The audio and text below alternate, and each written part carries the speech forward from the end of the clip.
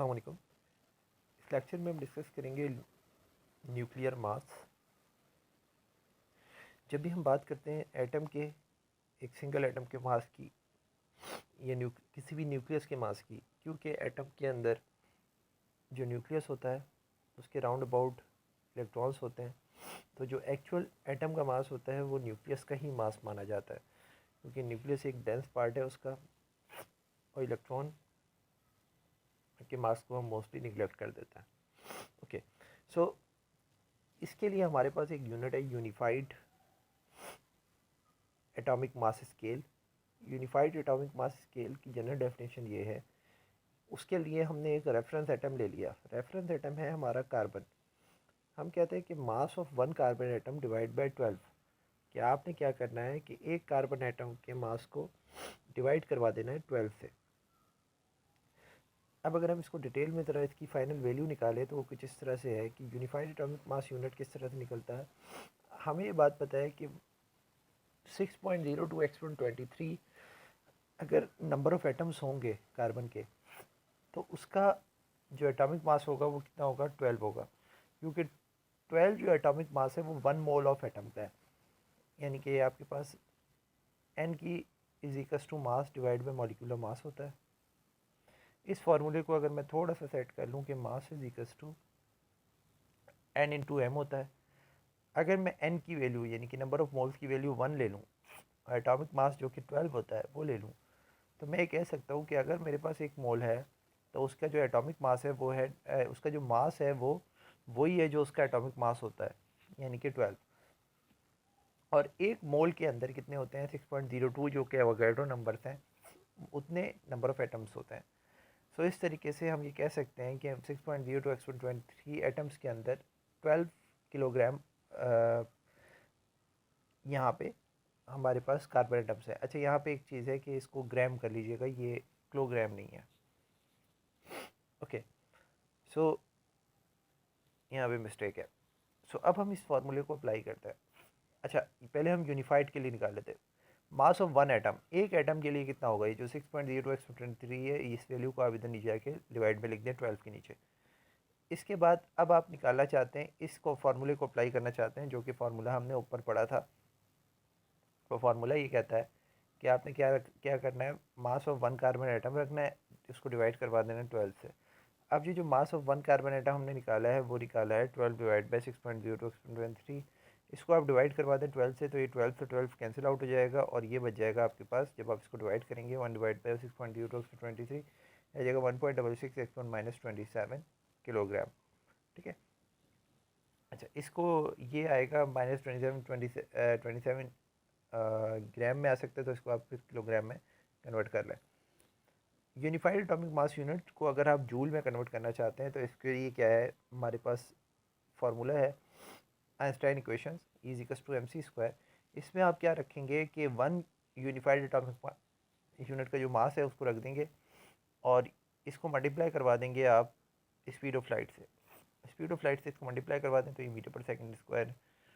Finally आपके पास ये आ जाएगा, जो आंसर आएगा वो आएगा जूल में।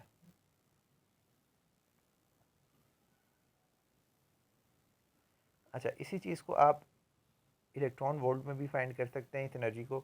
तो इलेक्ट्रॉन वोल्ट में किसी भी एनर्जी को कन्वर्ट करने के लिए जो कि जूल में आई हो, उसको आप डिवाइड करवा दें 1.6 x⁻19 से, यानी कि इलेक्ट्रॉन के चार्ज से, तो आपके पास फाइनली ये बन जाएगा 931 मेगा इलेक्ट्रॉन वोल्ट। यहाँ पे हमारे पास कुछ जनरल मासेस गिवन है,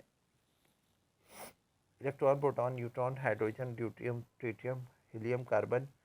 इन सब के मासेस जो है वो आपको यू में भी दिए हुए हैं, यानी कि एटॉमिक मास यूनिट में भी दिए हुए हैं, जिसको आप AMU कहते हैं शॉर्ट में, और किलोग्राम में भी गिवन है, और इनकी एनर्जीज भी गिवन है मेगा इलेक्ट्रॉन वोल्ट में।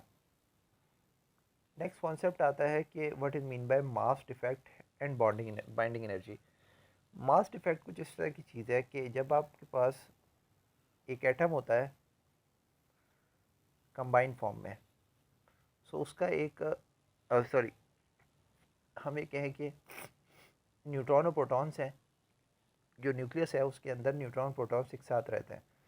ये जो एक साथ अगर हैं दोनों न्यूट्रॉन्स और प्रोटॉन्स, तो उनका मास कुछ और है। जब उनको हमने न्यूट्रॉन और प्रोटॉन्स को अलग कर लिया और न्यूक्लियस के अंदर से निकाल दिया और फिर उनका टोटल कंबाइंड मास लिया, वो मास अलग आया, उसकी वैल्यू कुछ और थी। तो हुआ क्या कि आपने इसके मास को और इसके मास को सब्ट्रैक्ट आउट किया, यानी कि दोनों का डिफरेंस निकाला। जब हमने डिफरेंस निकाला तो दोनों के मास का डिफरेंस वैसे तो ज़ीरो आना चाहिए था, क्योंकि जो न्यूक्लियस एक बना हुआ है उस न्यूक्लियस के अंदर प्रोटॉन न्यूट्रॉन से उन दोनों का कंबाइंड मास लिया गया है, पूरे न्यूक्लियस का मास लिया गया है।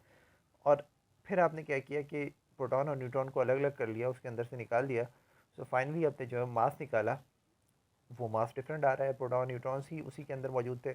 इसको मैं इसी तरीके से बता सकता हूँ कि आपके पास एक बॉक्स है, उस बॉक्स के अंदर बॉल्स रखी हुई हैं, तो आप उसका कंबाइंड मास निकालना है। फिर आप क्या करें कि उनके अंदर से बॉल्स निकालें, और बॉल्स निकालने के बाद उन बॉल्स को अलग वन बाय वन वेट करें और बॉक्स को अलग वेट करें, सब कुछ करें, तो फाइनली आपके पास एक मास आएगा। तो इन दोनों मास में अगर डिफरेंस आ रहा है, सो इट्स मीन डैट कि यहाँ पे कुछ मसला है। तो उस चीज़ को आप कहते हैं, वो जो डिफरेंस न्यूक्लियस के केस में ऐसा होता है और ये डिफेक्ट आता है, तो इस मास को आप क्या कहते हैं, mass defect. Clear? Okay. So यहाँ पे इसकी डेफिनेशन लिखी हुई, the amount by which the mass of an atomic nucleus is less than the sum of the mass of the consecutive particles is called mass defect और mass defect. मास defect और mass defect, इसको defect की दो spellings है, तो इसको इस तरह लिखा।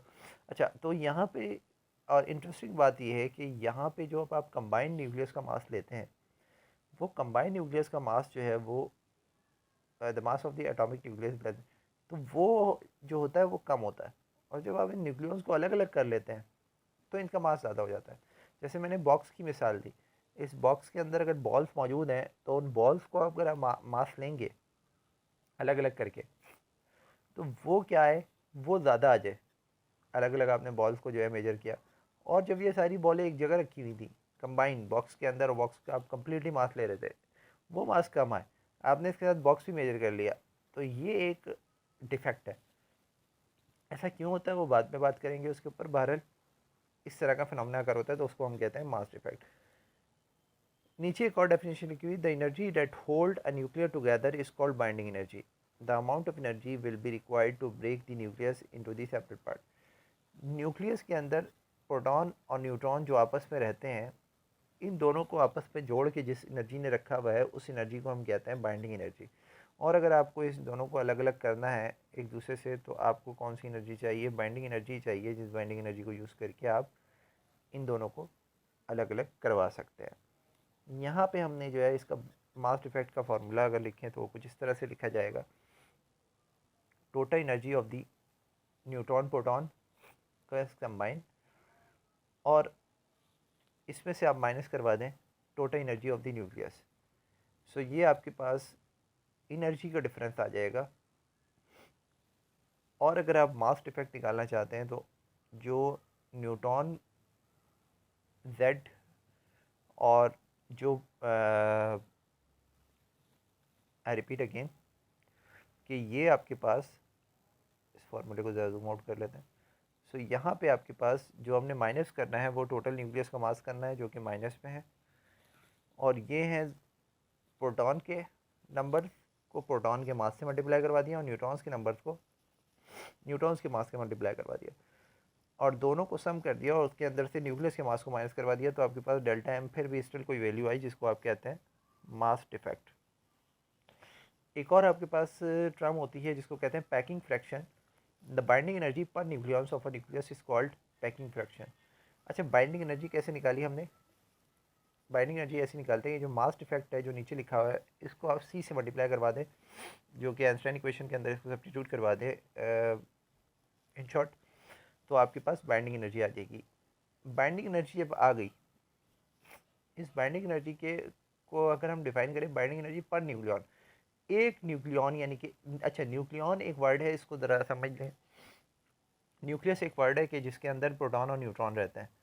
अगर मैं एक प्रोटॉन की बात करूं तो ये एक न्यूक्लियन है, अगर मैं एक न्यूट्रॉन की बात करूं तो ये एक न्यूक्लियन है, यानी कि particle inside the nucleus when indicated as a single particle then it is known as nucleon, तो उसको आप न्यूक्लियन कहते हैं। पैकिंग फ्रैक्शन क्या होता है कि एक न्यूक्लियन के लिए जो है वो कितनी बाइंडिंग एनर्जी है उसको आप क्या कहते हैं, यानी कि एक न्यूक्लियन को उसके अंदर से, न्यूक्लियस के अंदर से निकालने के लिए कितनी बाइंडिंग एनर्जी है उसको कहते हैं packing fraction. The binding energy per nucleon of a nucleus is called packing fraction. और ये तो यहाँ पे एटॉमिक मास का वो लिखा हुआ है Z plus A is the mass number of nucleon, then the packing fraction is F। Packing fraction को आप F से डिनोट करते हैं। और पैकिंग फ्रैक्शन किस तरह लिखी जाएगी, कुछ इस तरह से।